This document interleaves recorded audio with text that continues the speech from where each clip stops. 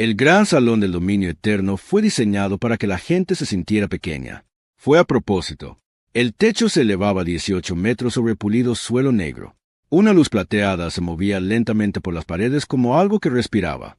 Al fondo del salón, sobre una plataforma elevada, estaba sentada la princesa Val Sorbonne.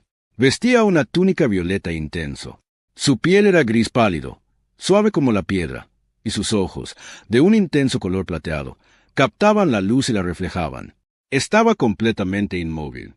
Siempre permanecía completamente inmóvil. Era algo que le habían enseñado a hacer desde que aprendió a caminar. A su alrededor, el salón estaba lleno de dignatarios alienígenas. Había embajadores de la CF con sus amplios rostros verdes y formales cuellos dorados. Había delegados del salón, altos y delgados, de pie como árboles pálidos cerca de la pared del fondo. Todos en la sala guardaban silencio. Todos permanecían erguidos. Todos sabían exactamente dónde estaban y ante quién estaban. El imperio de Sorbonne era el imperio más antiguo de esta región del espacio.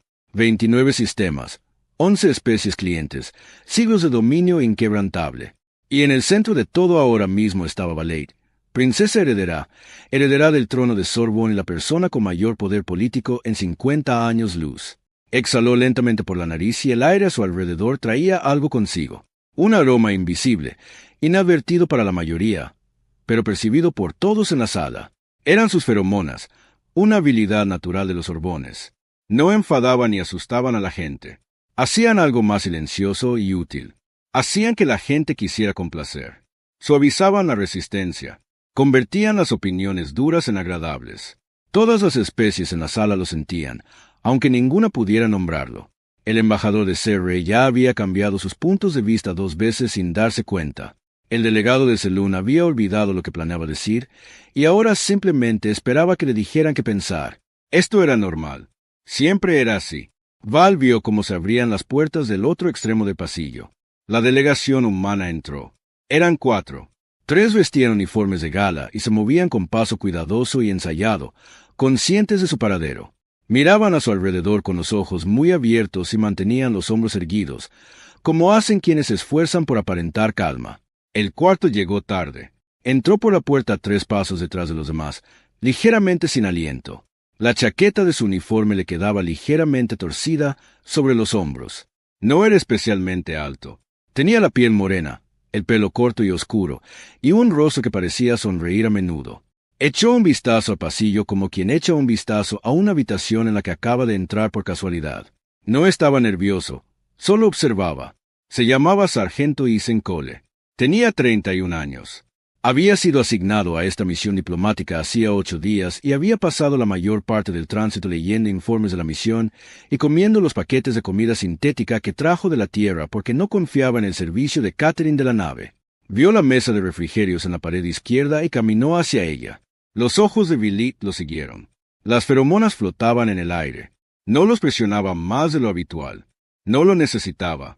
Los demás humanos de la delegación ya se habían quedado quietos y en silencio, con la suavidad y naturalidad que la mayoría de las especies adoptaban en su presencia. No aterrorizados, solo cooperativos, tranquilos, dispuestos a aceptar. Isen Cole cogió una pequeña botella azul de la mesa y la giró para leer la etiqueta. La miró con el ceño ligeramente fruncido. Luego la guardó y cogió otra. Valette observó. No se movió. El comandante Gigi estaba 2 pasos por detrás de su hombro izquierdo. Era alto y anguloso. Sorbonne-born, de rostro estrecho y la expresión permanente de alguien que era muy bueno en su trabajo y lo sabía. Se inclinó unos centímetros hacia adelante y le habló en voz baja al oído. El humano parecía ignorar el protocolo. Su Alteza. Ya lo veo. Preguntó Val. ¿Debo enviar a alguien para que lo redirija? No respondió de inmediato. Siguió observando. Isen había encontrado algo en la mesa que, a parecer, le pareció aceptable. Lo probó. Hizo una mueca, no de disgusto, solo de reflexión, y lo volvió a intentar. Entonces pareció decidir qué era. Bien, y se lo comió. Al otro lado del pasillo, el embajador de Serre estaba tan inmóvil que parecía una estatua. Los delegados del salón apenas respiraban. Todos comprendieron instintivamente que este no era un lugar para comportamientos casuales. El peso de la sala, la altura del techo, la tenue luz plateada, la presencia de la princesa, todo decía lo mismo. Ten cuidado. Ethan cogió otro objeto de la mesa y lo miró con curiosidad. No, le dijo Vilita a Gillies en voz baja. Déjalo. No estaba segura de por qué lo dijo. Lo dijo antes de que terminara de decidirlo. Comenzó la recepción formal. Los delegados se acercaron a la plataforma uno a uno. Cada uno hizo una reverencia al estilo Sorbonne, con la mano derecha apoyada en el pecho, la barbilla baja, 3 segundos de inmovilidad. Cada uno pronunció las palabras preparadas. Todos, sin excepción, fueron educados, cuidadosos y perfectamente amables, como sus feromonas animaban sin que nadie se diera cuenta. Cuando llegó el turno de Ethan, se acercó desde un lateral de la sala, aún con la botellita que había cogido de la mesa de refrigerios en la mano. Se detuvo frente a la plataforma. La miró con ojos claros y directos. No hizo una reverencia. Asintió, un gesto sencillo y relajado, como quien saluda a alguien que acaba de conocer en una reunión normal. Sargento Ethan Cole, dijo, la zona de defensa terrestre asignado durante el proceso del tratado. Mucho gusto. La sala estaba en silencio. Valette le sostuvo la mirada un instante. Sus ojos eran de color marrón oscuro y completamente serenos. No había sumisión en ellos. Tampoco desafío. No intentaba ser grosero. No pretendía insistir. Simplemente la miró como si fuera una persona que acababa de conocer y con la que estaba dispuesto a colaborar. Ella sintió los matices de sus propias feromonas en el aire.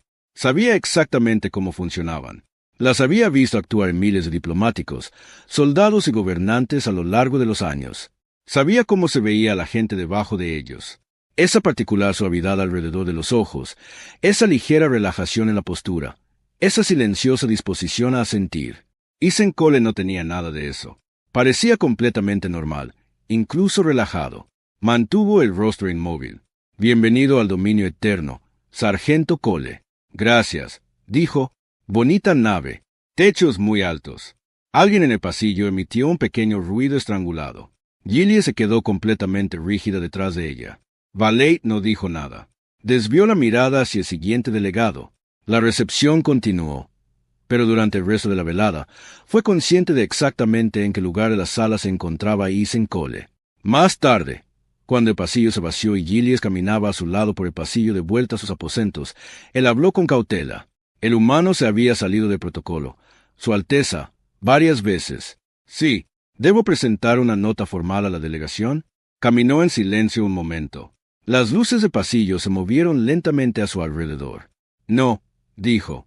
Quiero que lo vigiles mientras lleva un informe. De todo lo que hace, de todos los lugares a los que va, de todas las personas con las que habla. Gillies se detuvo un instante por motivos de seguridad. Sí, dijo, por motivos de seguridad.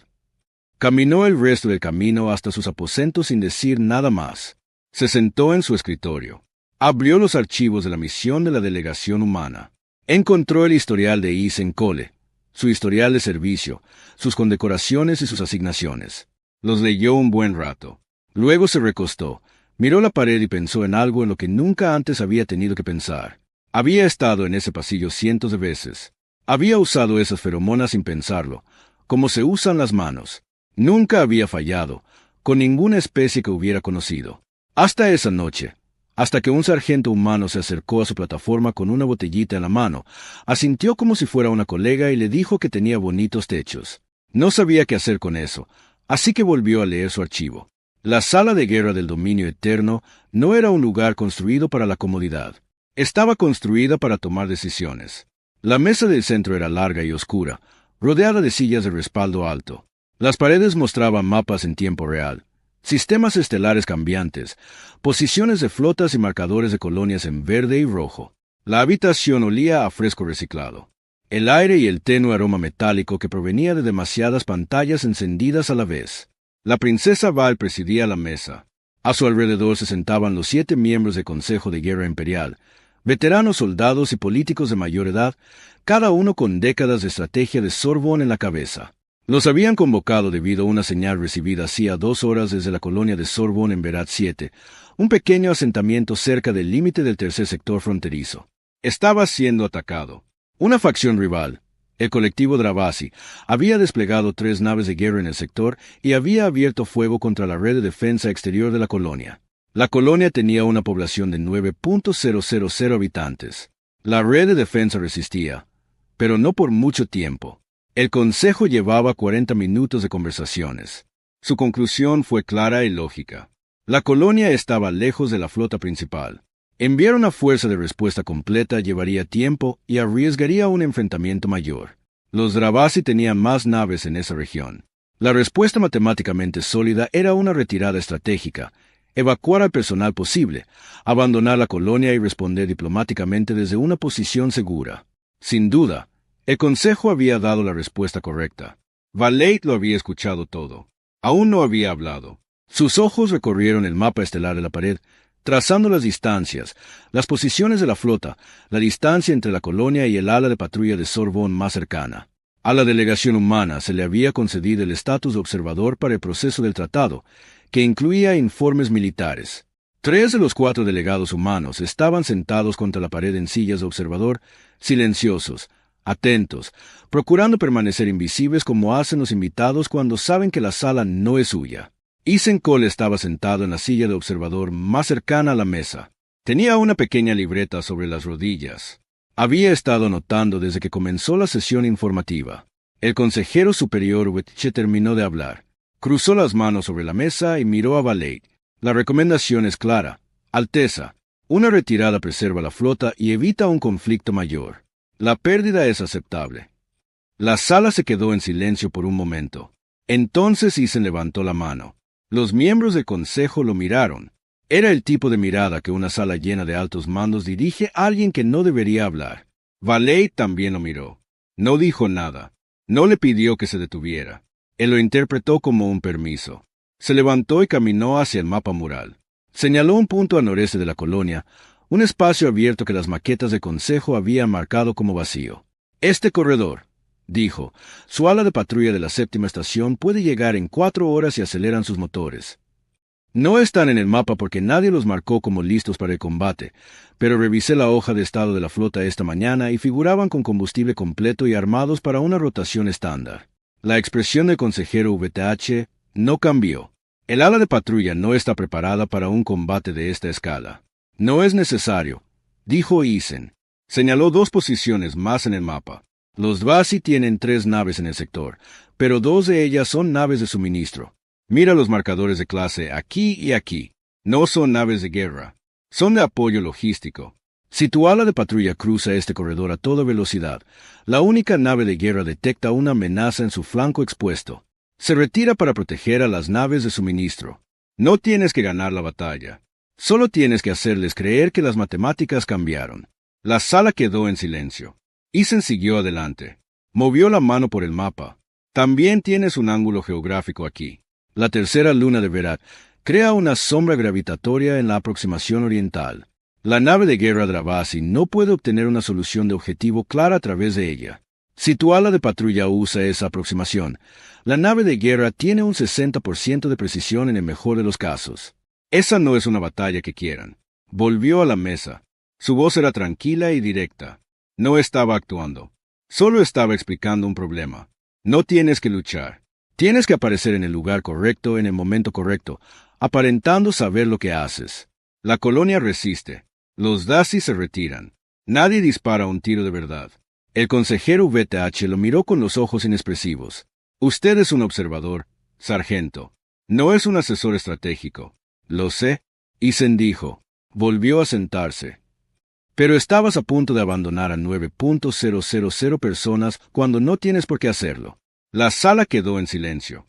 En la cultura de Sorbonne, decirle algo así a un miembro de alto rango del consejo no se hacía. Nadie. No en esta sala. No en voz alta. Valade miró a Isen un largo rato. Luego miró el mapa. Señaló la posición del ala de patrulla. Consejero, revise sus números. VTH dudó un segundo. Luego hizo un gesto al oficial táctico a su izquierda. El oficial sacó los datos del ala de patrulla, los cruzó con las clases de naves base y ejecutó el modelo de sombra de gravedad para la tercera luna. Levantó la vista después de 90 segundos. El modelo es preciso, Su Alteza. La sala cambió. Pequeños ajustes, la postura, la respiración, la dirección de las miradas. Valade hizo la llamada. El ala de patrulla fue redistribuida. Se asignó el corredor de aproximación. La transmisión se cortó a los 4 minutos de que Isen volviera a sentarse. 3 horas y 20 minutos después, la nave de guerra Dravasi cambió de rumbo. Las naves de suministro la siguieron.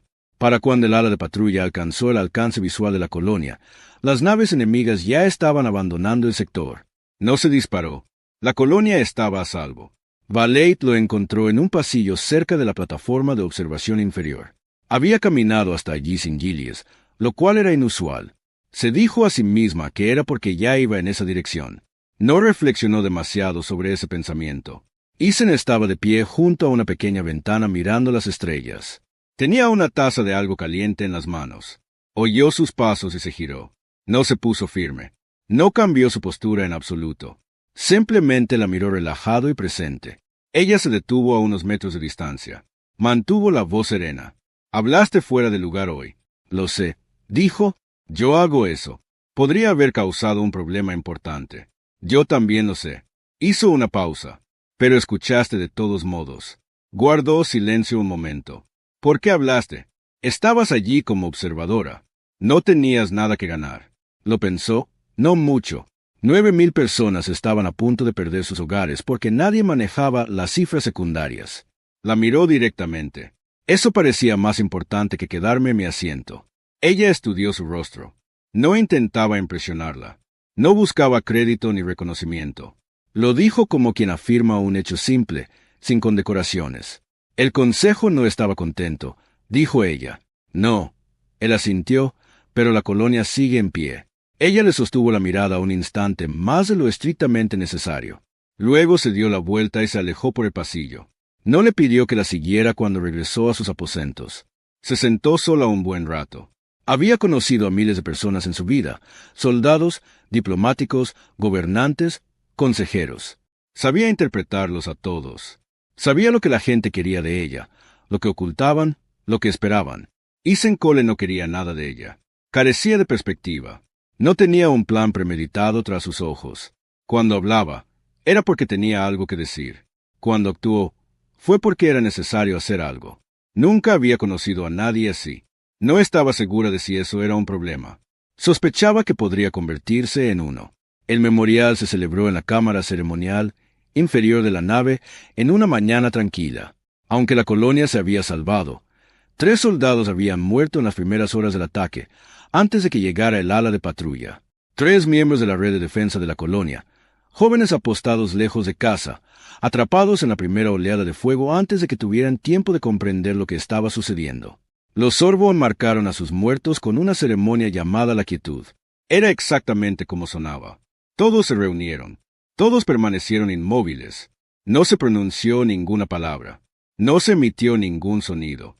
Durante 20 minutos, la sala contuvo la respiración y permaneció en completo silencio. Y luego terminó. El duelo en la cultura Sorbonne era algo privado. Se llevaba dentro y se mantenía allí, demostrando que no era exactamente debilidad. Simplemente no se hacía. Se consideraba una pérdida de control, y el control lo era todo. La cámara se llenó lentamente. Llegaron los miembros del consejo, llegaron los oficiales. Los miembros de las delegaciones diplomáticas fueron invitados como muestra de respeto mutuo. Los 3 observadores humanos llegaron. Juntos encontraron un espacio cerca de la pared del fondo. Permanecieron en silencio, observando la sala como lo hacen los invitados, siguiendo la guía de todos a su alrededor, quietos y respetuosos. Valeit se quedó al frente, cerca de la lápida con los 3 nombres. Estaba completamente inmóvil. Su rostro reflejaba serenidad. Sus manos estaban a los costados. Parecía algo tallado. La ceremonia comenzó. El silencio se apoderó de la sala. En un silencio profundo, incluso la respiración se volvió cuidadosa. La sala se llenó de una quietud particular, no pacífica, sino controlada, densa. Cada persona se encerró en sí misma con lo que sentía y no mostró nada. La mirada de Valeit se movió ligeramente por la sala. Encontró a Ethan de inmediato. Estaba de pie al fondo. Tenía las manos entrelazadas frente a él. Su cabeza estaba ligeramente inclinada. Y su rostro, mostraba algo que ningún rostro en esa sala mostraba. Había lágrimas en él. No sollozos, no dramáticos.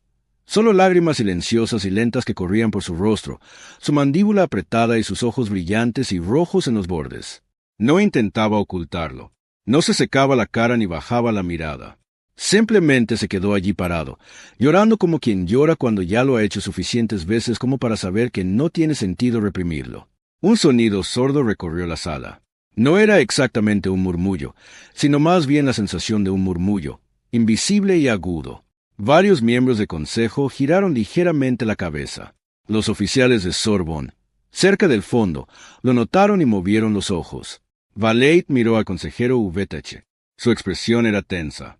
Ella conocía esa expresión. Diría algo más tarde. Pasaron los 20 minutos. La ceremonia terminó. La gente empezó a moverse. VTH llegó a Valette en 2 minutos. El humano está haciendo un espectáculo, dijo en voz baja.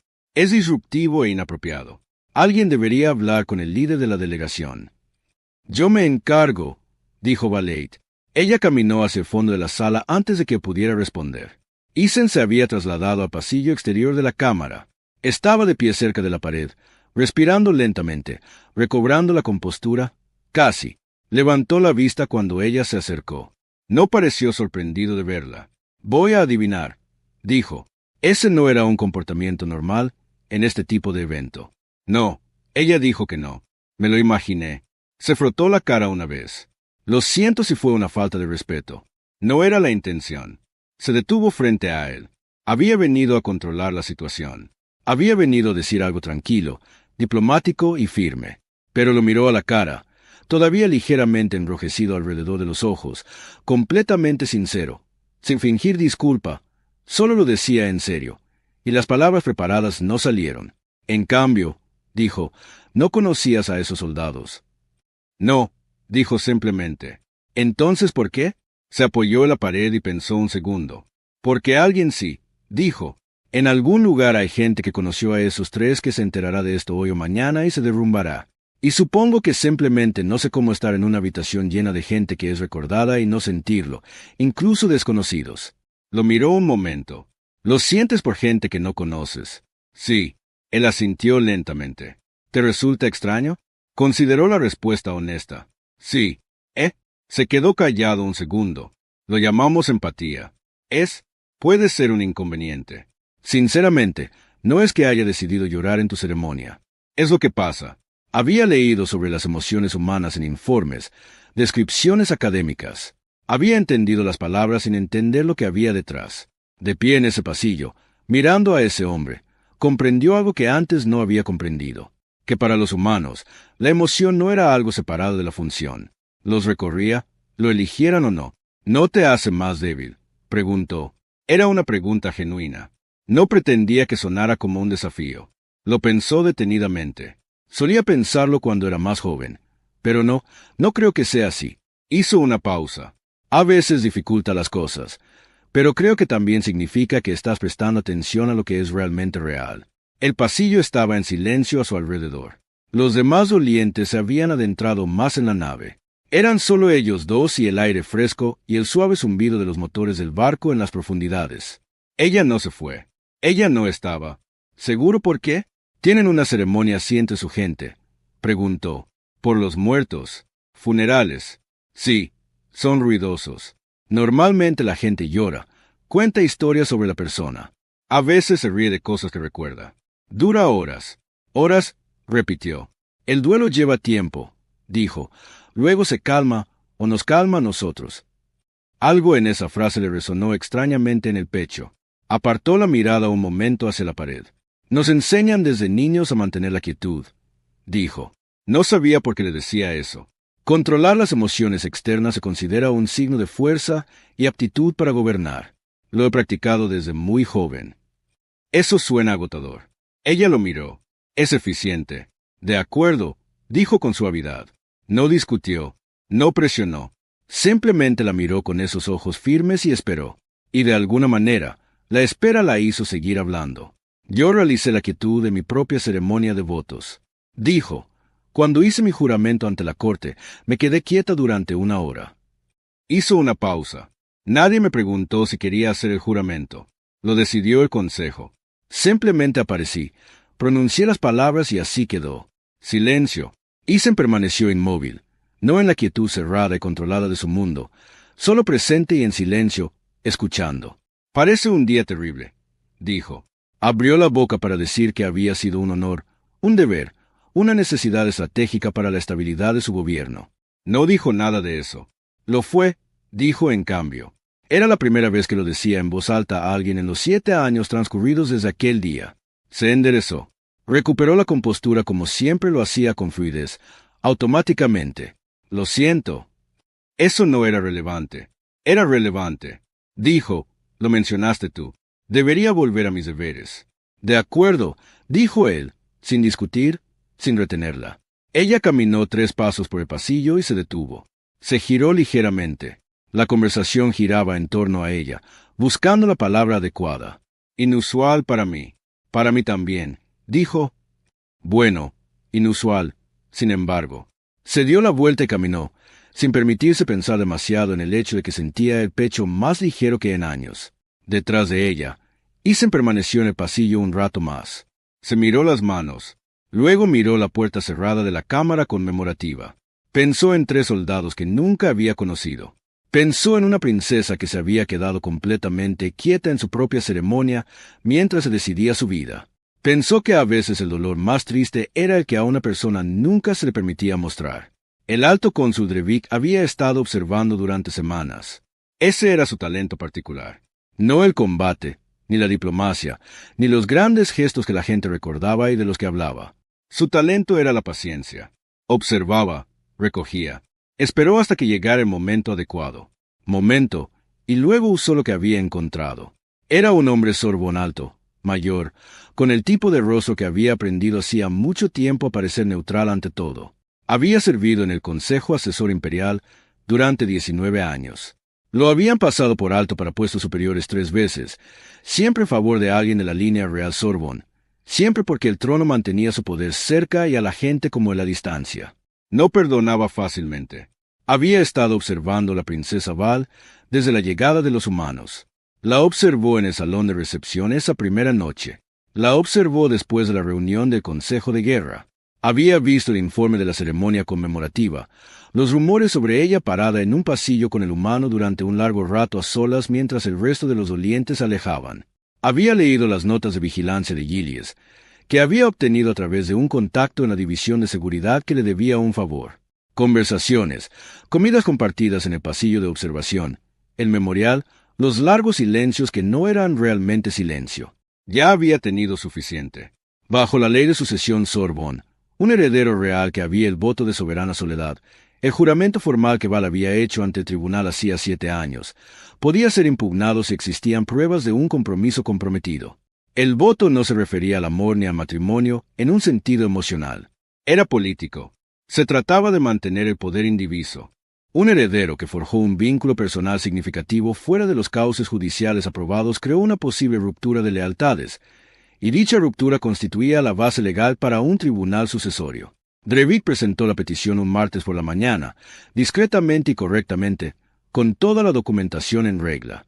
Por la tarde, la citación se había enviado a los aposentos de Beilit.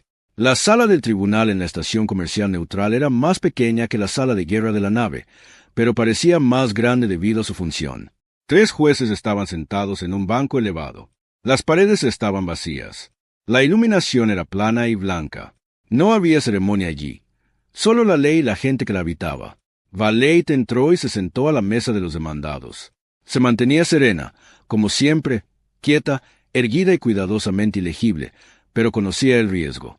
Un fallo firme del tribunal podría despojarla del derecho a ostentar el trono hasta que el voto se reafirmara mediante una nueva ceremonia que daría al Consejo, incluidos los aliados de Drevik, la oportunidad de imponerle condiciones.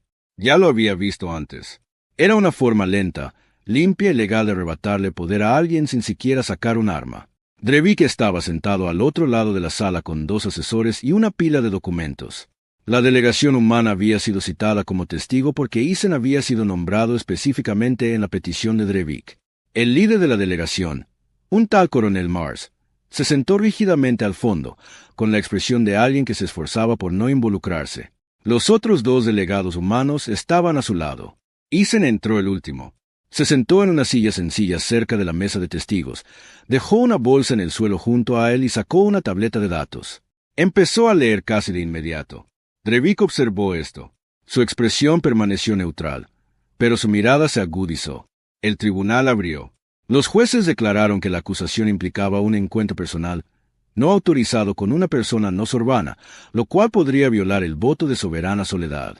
Drevik fue invitado a presentar su caso. Lo hizo con cuidado. Citó los registros de vigilancia. Mencionó la conversación en el pasillo después del memorial, su duración, su carácter privado.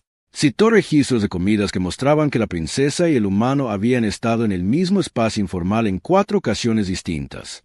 Mencionó el incidente del Consejo de Guerra, presentándolo no como una brillante táctica, sino como un ser humano a que se le permitió actuar por encima de su rol de observador autorizado por favoritismo personal.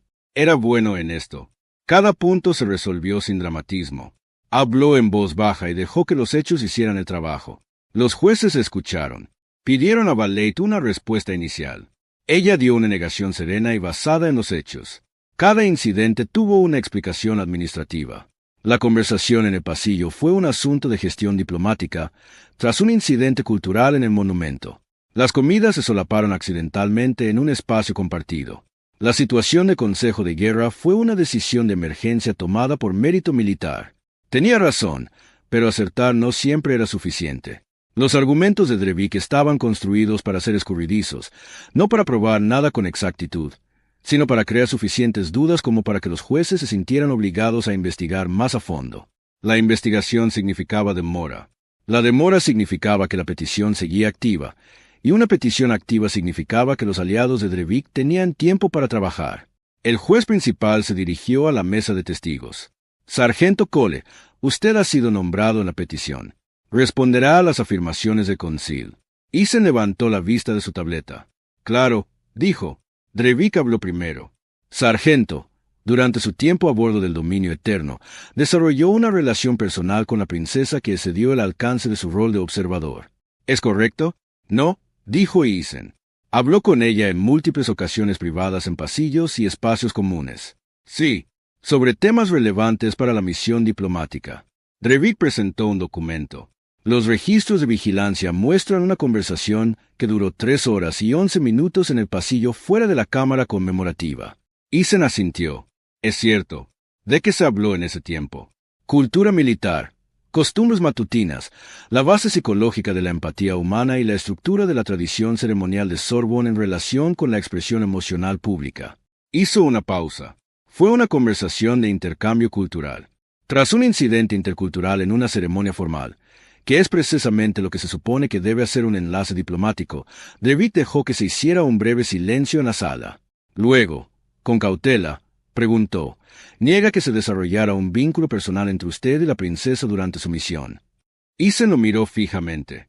Niego que nada en el registro de vigilancia, los registros de comidas o el registro del Consejo de Guerra constituya prueba de un compromiso político comprometido, según la sección 14 de los Códigos de Sucesión.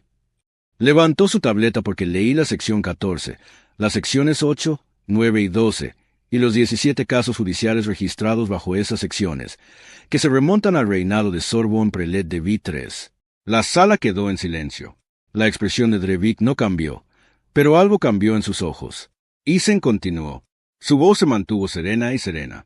El criterio para una petición válida, según la sección 14, exige prueba de una correspondencia privada sostenida, un compromiso formal o informal realizado en un intercambio financiero, político, privado o documentado. La petición ante ese tribunal no contiene nada de eso. Observó a los árbitros. Lo que contiene son registros de comidas de un espacio común compartido, conversaciones de pasillo que un informe de misión diplomática puede explicar en detalle, y un incidente en un consejo de guerra que, según el registro táctico, fue militarmente sólido y salvó una colonia de 9.000 personas. Volvió a Drevik. También encontré algo más. En el caso de consulta contra el heredero de la corona, Ilion, juzgado hace 31 años, el cónsul actuó como testigo asesor menor. En ese caso, argumentó que las conversaciones de pasillo entre un heredero de la corona y un observador militar extranjero no constituían prueba de compromiso de votos. Miró la tableta de datos. Fue muy persuasivo al respecto. Hubo un silencio muy largo. Drevik dijo en voz baja, ese caso tenía diferentes especificaciones. El lenguaje legal era idéntico. Isen dijo, puedo leerlo en voz alta si eso ayuda. El árbitro principal miró a Drevik. Cónsul, ¿Tiene alguna respuesta al precedente citado? Drevik tenía la mandíbula apretada. Consultó brevemente con sus asesores. Hablaron en voz baja. El adjudicador se volvió hacia los otros dos. Hubo un breve intercambio entre los tres. La petición, dijo el adjudicador principal, no cumple con el umbral probatorio requerido por la sección 14. Se desestima. Fuera de la sala del tribunal en el pasillo de la estación de comercio, Isen se apoyó en la pared y dejó escapar un largo suspiro. Valeit entró por las puertas un minuto después que él. Se detuvo al verlo. Se miraron un momento. «Leíste 31 años de derecho sucesorio», dijo ella. «2 noches», dijo él. «No dormí mucho». Guardó silencio un segundo. «¿Por qué?» Recogió su bolso del suelo. «Porque estaba mal. Y porque tenías razón la primera vez sobre las conversaciones en el pasillo. No fueron nada más allá de lo que fueron». La miró directamente. Alguien tenía que decirlo claramente con referencias. Ella sostuvo su mirada durante un largo momento. No podía encontrar el ángulo. No había ángulo. Se había pasado 2 noches leyendo documentos legales extranjeros para una situación que no le incumbía, sobre una persona con la que no tenía ninguna obligación formal en un sistema político en el que no tenía ningún interés. «Gracias», dijo ella. Salió claro, sincero y muy poco regio, y no se retractó. «De nada», dijo con la misma claridad. Asintió una vez. Ese gesto fácil lo recordaba del primer día en el gran salón, y caminó por el pasillo hacia la plataforma de atraque donde se alojaba la delegación humana. Lo vio irse por primera vez en mucho tiempo. No supo qué decir a continuación. Las órdenes llegaron un jueves. Isen las leyó en su pequeña habitación en el ala este de la estación comercial. Una litera sencilla, un escritorio, una sola ventana que daba a los andamios de atraque y a la oscuridad. Las órdenes eran sencillas. El proceso de tratado había entrado en su siguiente fase, ahora gestionado por personal diplomático de alto rango que no necesitaba un enlace militar. Su misión había terminado. Debía embarcar en el transporte terrestre a las 8 de la mañana siguiente. Se quedó pensando en el mensaje un minuto y luego empezó a empacar. No tardó mucho. No había traído mucho. Una bolsa de lona, su uniforme, la tableta de datos, 3 libros que no había. Había terminado, y la pequeña colección de notas que había tomado durante la misión. Observaciones tácticas, detalles culturales, cosas que había creído que valía la pena recordar. Las empacó con cuidado y dejó la bolsa junto a la puerta. Se despidió a la mañana siguiente. Estrechó la mano del coronel Mars y de los otros 2 delegados. Agradeció al oficial de comunicaciones de Sorbonne que lo había ayudado a navegar por los sistemas de traducción de la nave durante la primera semana. Saludó con la cabeza a la comandante Gillies en un pasillo.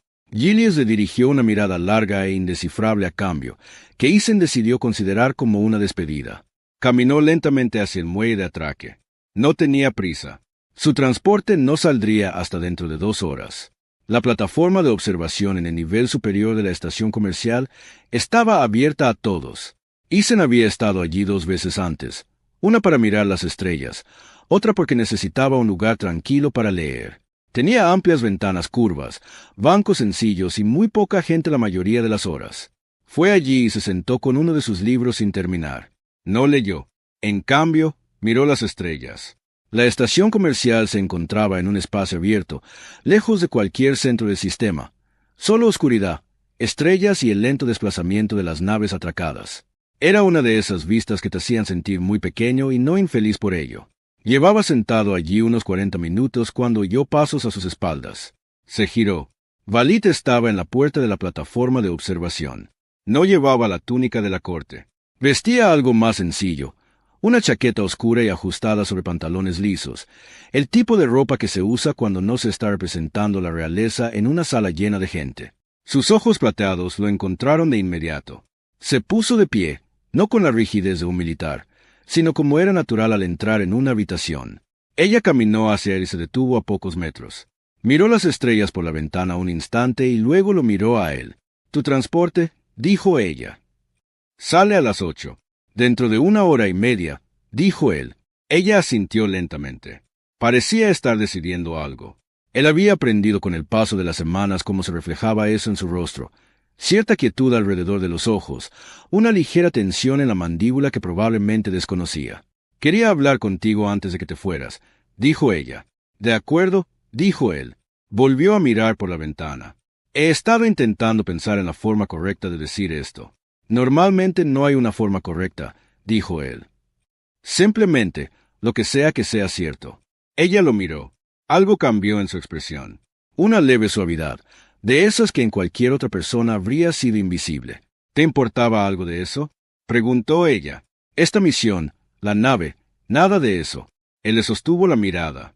No apartó la mirada ni pensó demasiado en la pregunta. Sí, dijo que mucho sí. Ella esperó. Él comprendió que ella pedía más que eso. Volvió a sentarse en el banco y miró a sus manos, se posaron en ella un segundo, y luego volvieron a mirarla. He estado en muchas misiones. Diferentes naves, diferentes especies, diferentes situaciones. La mayoría están bien. Haces el trabajo, te vas a casa, presentas el informe. Hizo una pausa. Esta era diferente. Tú eras diferente. Lo dijo claramente, sin adornos. Eres una de las personas más extraordinarias que he conocido en cualquier especie, y te respeto más de lo que puede expresar con una frase. Ella se quedó muy quieta. Me voy a casa, dijo, porque no doy por sentado nada. No invento algo de la nada solo porque quiero que esté ahí. Eso no es justo para nadie. La miró directamente. Pero si me preguntas si importaba. Sí, importaba mucho. La plataforma de observación estaba muy silenciosa. Fuera de la ventana, un carguero pasaba lentamente, con sus luces intermitentes naranjas en la oscuridad.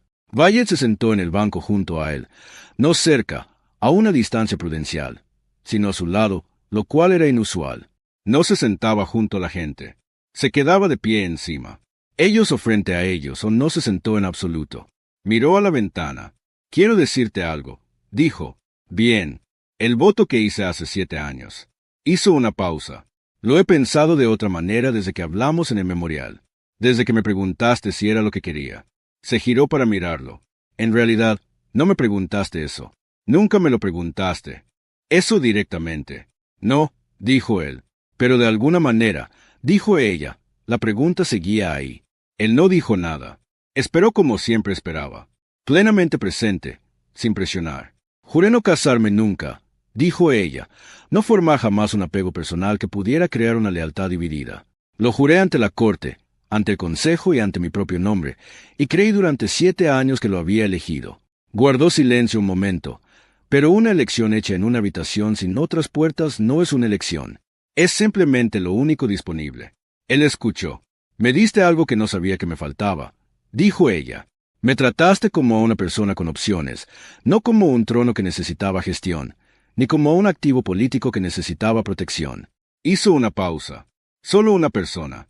Eres una persona, dijo simplemente. Ahora lo sé, dijo ella, o lo sé mejor. Volvió a mirar las estrellas. Voy a disolver el voto en mis propios términos ante la Corte por mi propia petición, sin el acuerdo del Consejo. Ya redacté el expediente legal. La miró. ¿Cuándo lo redactaste? Ayer por la mañana, después del tribunal. Ella lo miró. Ya lo había decidido antes, pero el tribunal me dejó algo claro. Dravok no atacó mi regla porque fuera débil. La atacó porque sabía que si alguna vez me salía de la forma que me habían creado, perdería control. La promesa nunca se trató de mi fuerza. Se trataba de asegurarme de que siguiera siendo manejable. Y ya no eres manejable. Siempre he estado harta, dijo ella. Simplemente no tenía las palabras para expresarlo hasta hace poco. Un pequeño silencio se instaló entre ellos. No incómodo, el tipo de silencio que tiene algo dentro. Eso no es por mí, dijo con cuidado. Es por ti. Estás muy decidida a reconocerme las cosas, dijo ella. Y había algo en su voz que casi no era humor. Estoy decidida a ser precisa, dijo él. Ella lo miró. Él le devolvió la mirada. Afuera, otra nave pasó flotando junto a la ventana, lenta y silenciosa. Tu transporte, dijo ella. Todavía faltaba 1 hora. Entonces tienes tiempo. Él asintió lentamente. Ella no le pidió que se quedara. Él no se ofreció a perder el vuelo. Se sentaron juntos en la tranquilidad de la plataforma de observación y miraron las mismas estrellas, y la pregunta de qué vendría después flotaba en el aire entre ellos como algo paciente, dispuesto a esperar. A las 8, la tripulación de transporte completó sus comprobaciones previas al vuelo y envió la confirmación final de embarque a todos los pasajeros registrados. El nombre del sargento primero Uncole estaba en la lista de pasajeros. A las 8:02, la autoridad de atraque de la estación comercial presentó una solicitud formal de retraso de salida. Argumentó que un pasajero aún no se había presentado en la plataforma de embarque. A las 8:11, Aencole seguía en la plataforma de observación. Había dejado su maleta junto al banco. Ya no miraba las estrellas. Estaba hablando. Val también hablaba. No hablaban del tratado, ni del consejo, ni del documento legal que ella había redactado. Hablaban de cosas sin importancia. Su familia, un lugar en la tierra de que le había hablado una vez de pasada y que ella le había pedido que volviera a describir. Estaba describiendo por primera vez a alguien un lugar en el sur de Humboldt que había amado de niña antes de que la responsabilidad le ocupara la mayor parte de su tiempo y el recuerdo se hubiera convertido en algo que mantenía bajo llave. Ninguno de los dos miró el reloj. 3 semanas después, de pie ante la corte imperial en pleno con su petición en la mano, la espalda recta y la voz firme, Vali Tesven disolvió formalmente el voto de soberana soledad. Citó motivos legales. Citó motivos personales. Citó con un lenguaje sencillo que todos en la corte comprendían el derecho de una persona a elegir su propia vida. El consejo estaba dividido. Dravoque estaba furioso con la cautela de quien sabe que ya ha perdido. Nada de eso le importaba mucho. Lo que importaba era que, al salir del patio, entrar en el pasillo, pasar el arco de piedra y salir al aire libre del piso superior de la estación, había un hombre sentado en un banco cerca de la ventana con un libro sin terminar y una maleta que llevaba 3 semanas empacada y que nunca llegó a un transporte. Levantó la vista cuando ella entró por la puerta. ¿Cómo ir?, preguntó. Ella se sentó a su lado. Yo elegí, dijo. Él sonrió, con esa sonrisa sencilla y sencilla.